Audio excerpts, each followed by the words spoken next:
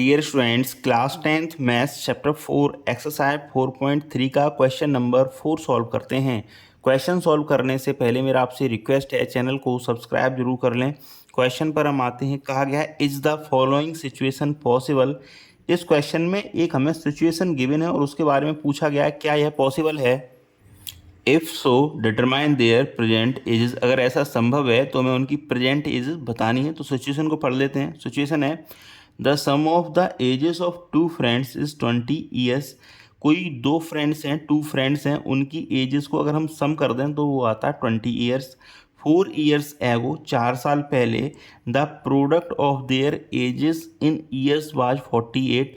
और अगर 4 साल पहले की उनकी एज का हम अगर प्रोडक्ट निकालें, मीन्स उनकी एजेस को मल्टीप्लाई कर दें, तो वो आता है 48। तो मैं उनकी अब प्रेजेंट एज बतानी है। क्वेश्चन को सॉल्व करते हैं। लिखते हैं let the present age of first friend equal to x years. जो पहला फ्रेंड है उसकी एज को हमने एक्स ईयर कंसीडर कर लिया है। द प्रेजेंट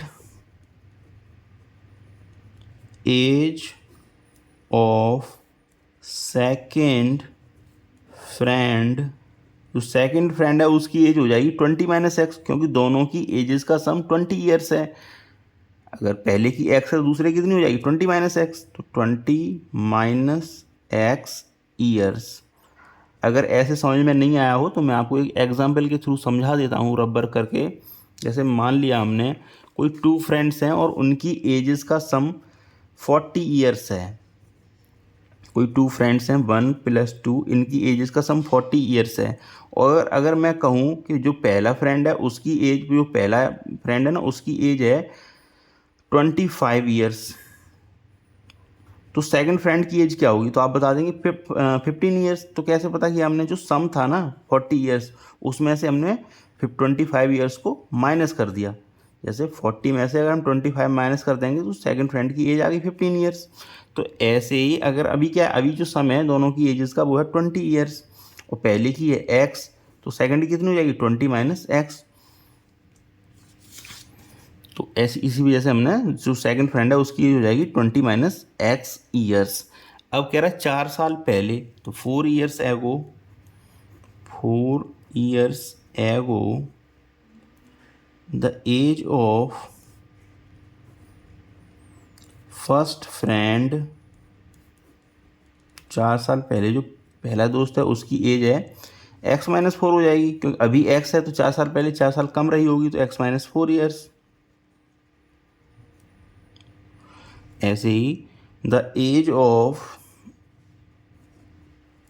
सेकेंड फ्रेंड, ये हो जाएगी 20 माइनस एक्स, इसमें से हम 4 माइनस कर दे रहे हैं, तो ये हो जाएगा 20 में से 4 माइनस कर देंगे तो ये 16 माइनस एक्स ईयर्स। तो 4 साल पहले इनकी जो एज रही होगी दूसरे वाले फ्रेंड की, वो रही होगी 16 माइनस एक्स ईयर्स। अब अकॉर्डिंग टू क्वेश्चन क्या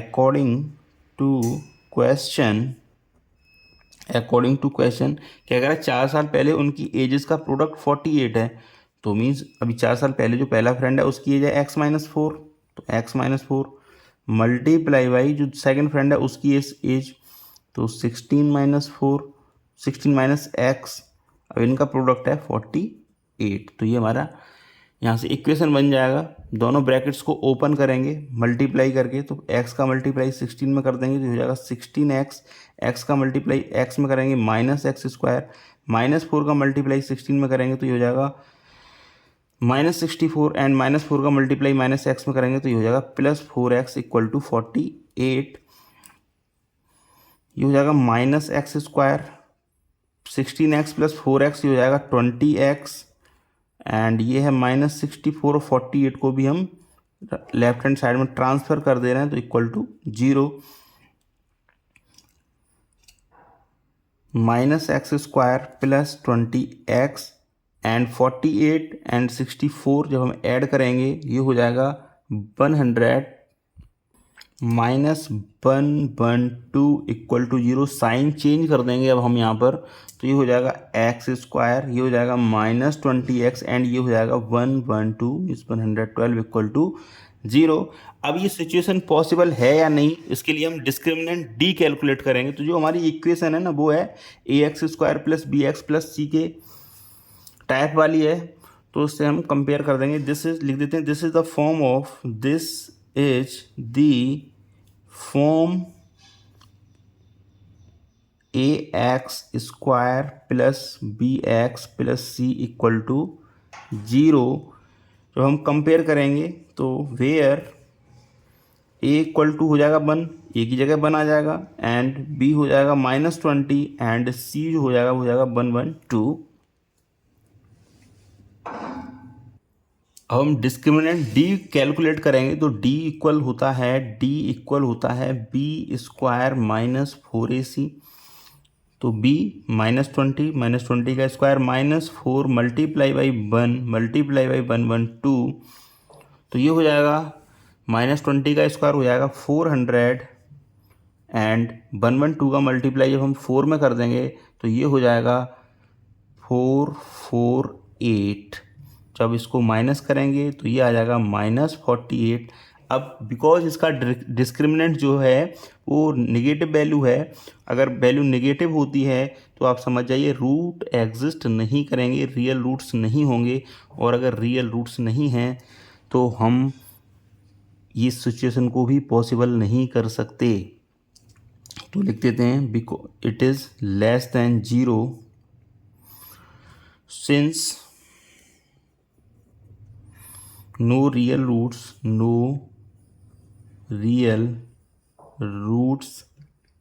exist,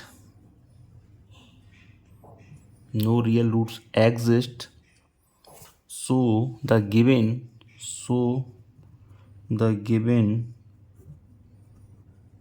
situation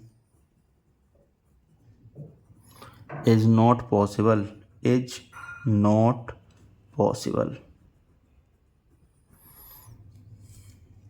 मैं आपको फिर से समझा देता हूँ। जो हमारी इक्वेशन आई थी वो आई थी x² - 20x + 112 112 इक्वल टू 0।